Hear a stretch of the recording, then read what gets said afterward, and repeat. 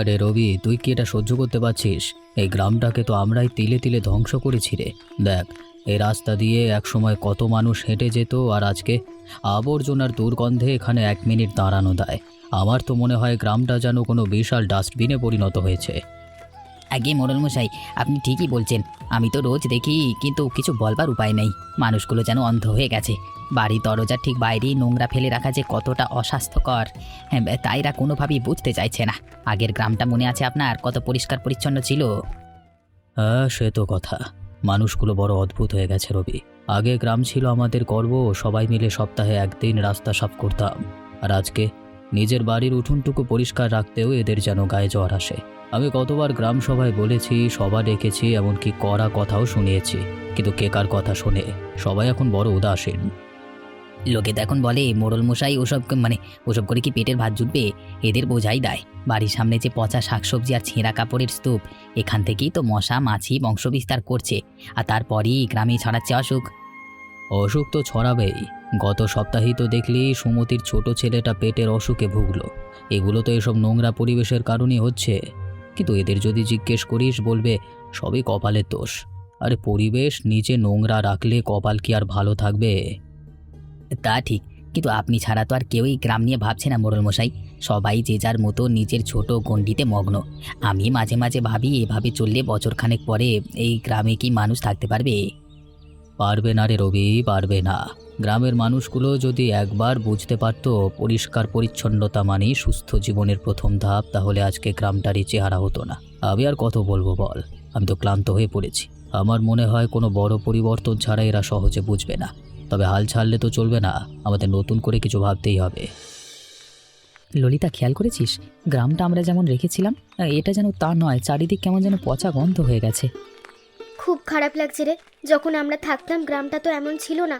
তখন সবাই অন্তত নিজেদের আঙিনাটা পরিষ্কার রাখতো। কিচ্ছু কেন? এখান থেকে যে পচা জল জমে আছে তা তো মশা হবে। হ্যাঁ, বাবু, আমরা আর কোথায় ফেলবো? নর্দমাটা তো এমনিই বুঝে আছে। কদিন আগেই তো পচা জল আর মশার উপদ্রবে সুমতির শরীরটা খারাপ হয়েছিল। জ্বরে ভুগলো কদিন। সেই জ্বরের কারণটা বুঝতে পারছো না? তোমরা নিজেরাই তো নর্দমার মুখটা আবর্জনা দিয়ে বন্ধ করে রাখছো।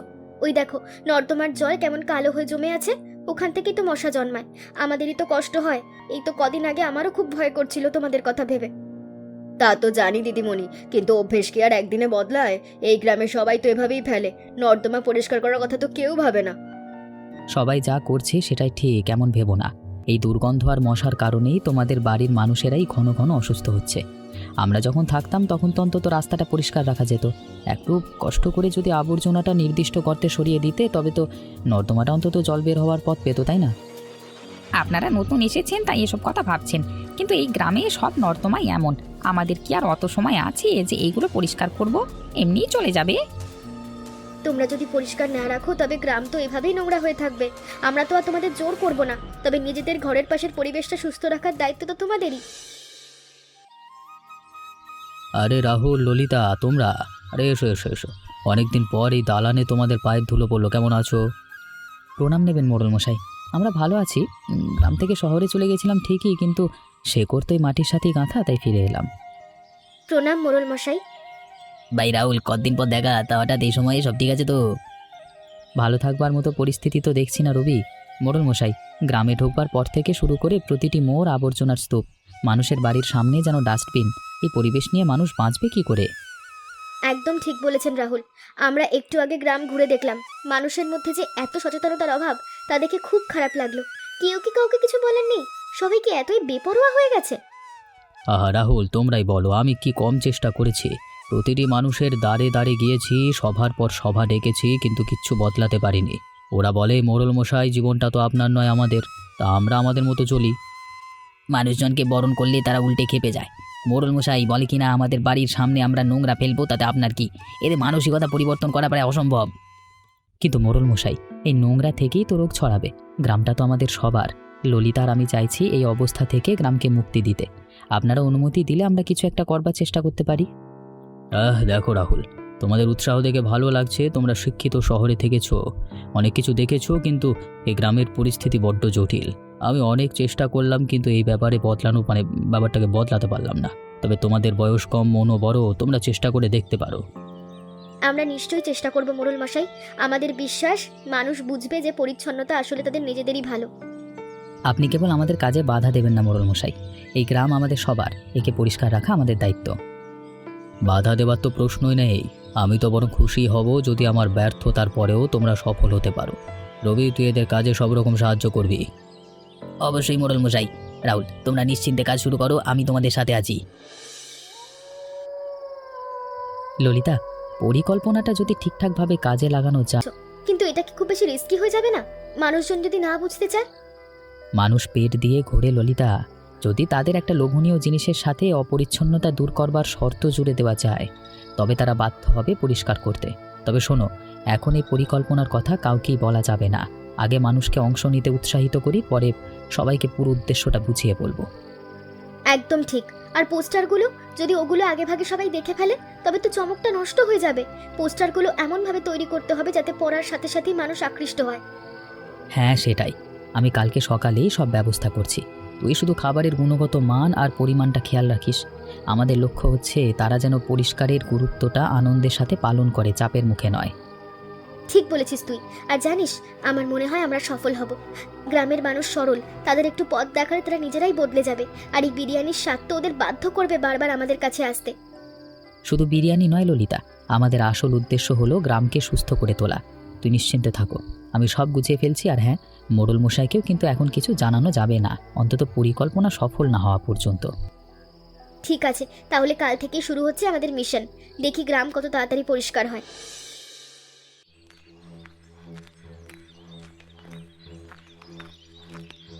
রাহুল বাবু, কি করছেন? গাছটাতে কিসের পোস্টার লাগাচ্ছেন? একটু দেখে নিন না কিসের পোস্টার অনুপ, নিজেই পড়ে দেখুন, তাহলেই সব বুঝতে পারবেন। এখন সরুন তো, গ্রামের অন্যান্য জায়গায় আরও অনেকগুলো পোস্টার লাগাতে হবে, হাতে একদমই সময় নেই। অদ্ভুত ব্যাপার তো। এ আবার কি ধরনের পোস্টার? এমন কথা তো আগে কখনো শুনিনি।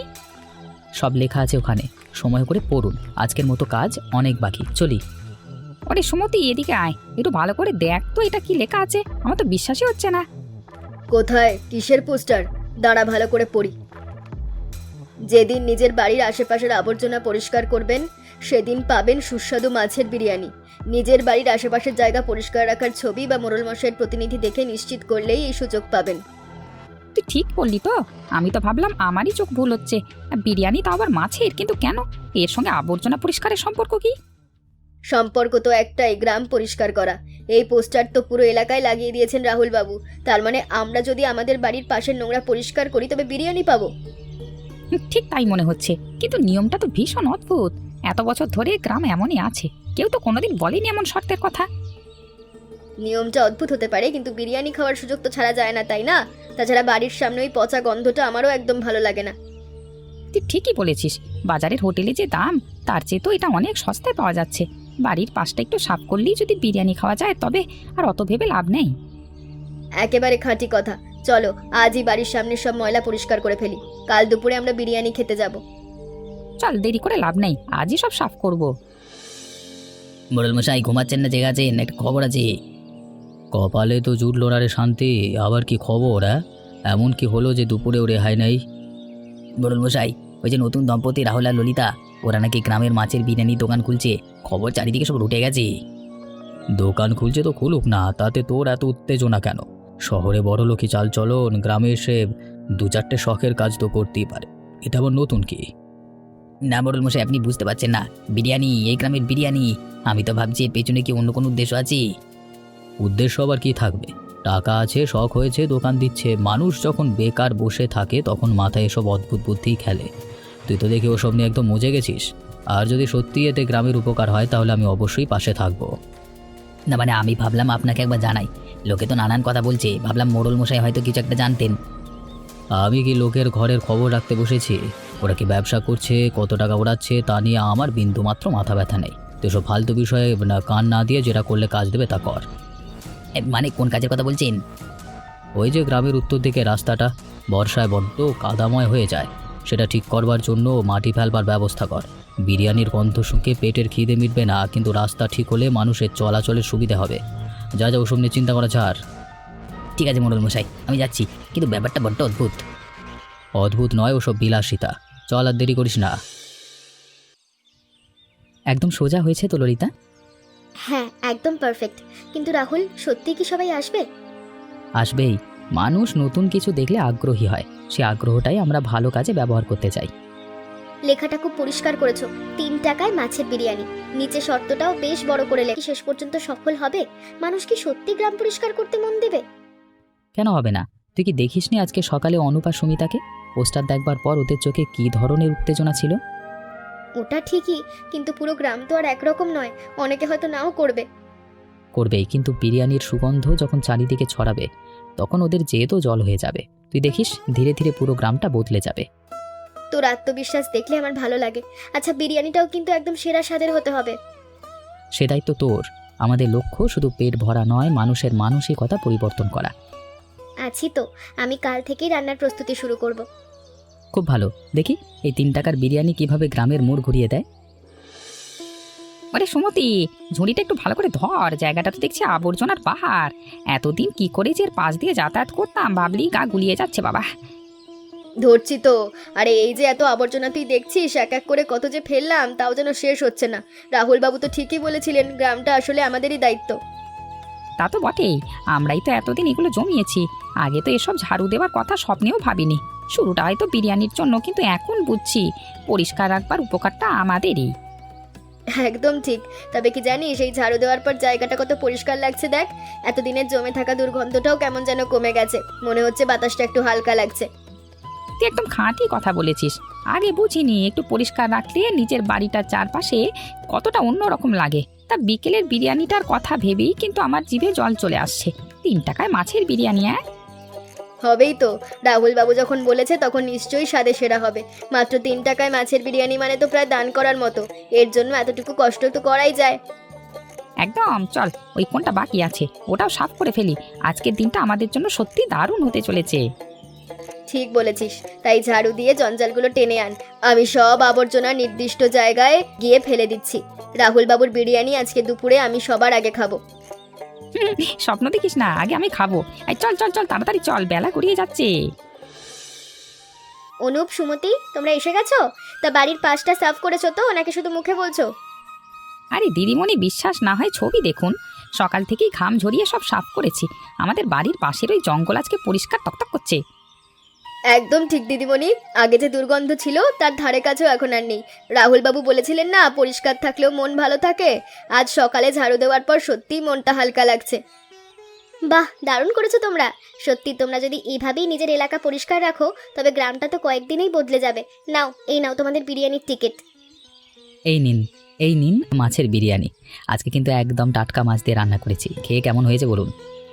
আয় উফ, ললিতা দিদিমণি, এই রান্নার জাদু। এমন স্বাদ আমি জীবনে কখনো পাইনি। 3 টাকায় এমন বিরিয়ানি পাওয়া যায় ভাবাই যায় না। সত্যি ভাই, মাছটাও খুব সুন্দর রান্না হয়েছে। আমি তো ভাবতেই পারছি না মাত্র 3 টাকায় এত সুন্দর খাবার পাচ্ছি। রাহুল বাবু, ললিতা দিদি, তোমরা সত্যিই আমাদের চোখ খুলে দিয়েছো। আগে নোংরা দেখেও না দেখার ভান করতাম, কিন্তু আজ বুঝতে পারছি পরিষ্কার থাকার আনন্দটাই অন্যরকম। এটাই তো চাইছিলাম আমরা। তোমরা আনন্দ করে বিরিয়ানি খাবার কথা দাও। আগামীকালও কিন্তু তোমাদের বাড়ির আঙিনা এভাবে পরিষ্কার থাকবে। একদম কথা দিলাম রাহুল বাবু, কালকে কেন রোজই পরিষ্কার রাখবো।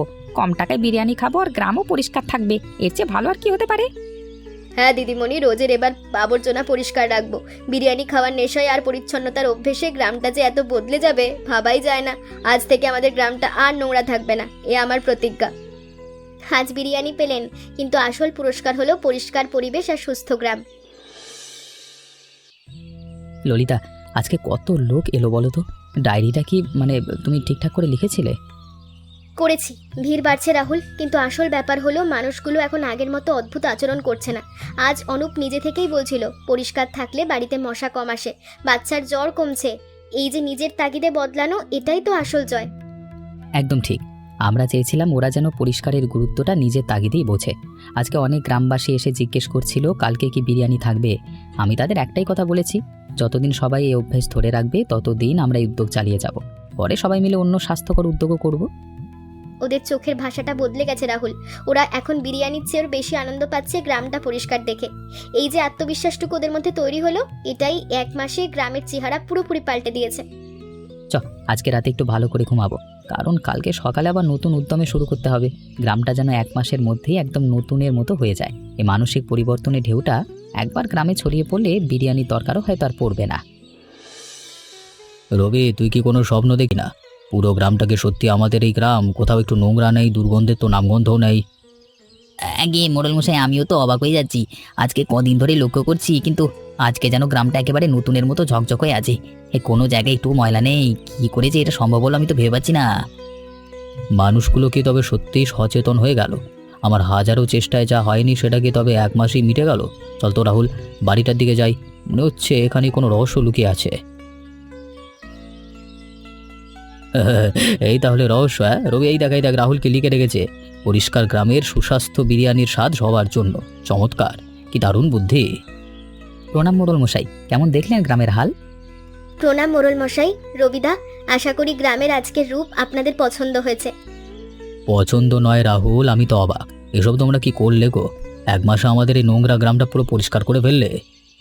মোড়ল মশাই, আবর্জনার স্তূপের মাঝখানে কি মানুষ থাকতে পারে? কত রোগবালাই হয় আপনি তো জানেন। আমরা তো শুধু মানুষকে একটু সচেতন করবার চেষ্টা করেছি। এগুলো তো আসলে আপনারই দায়িত্ব ছিল। আমরা সেই দায়িত্ব সামান্য অংশ পালন করেছি মাত্র, বাকিটা এবার আপনিই করবেন আশা করি। একদম ঠিক। এখন গ্রামবাসীরা নিজেরাই বুঝে গেছে যে পরিষ্কার থাকা মানে সুস্থ থাকা। এখন আর আমাদের কাউকেই আলাদা করে বলতে হয় না। তোমরা যা করলে তাই গ্রামের মানুষ চিরকাল মনে রাখবে। তোমরা আমাকে শুধু পথই দেখাওনি, আমাদের নতুন করে বাঁচতে শিখিয়েছো। আজ থেকে প্রতি মাসের প্রথম রবিবার পুরো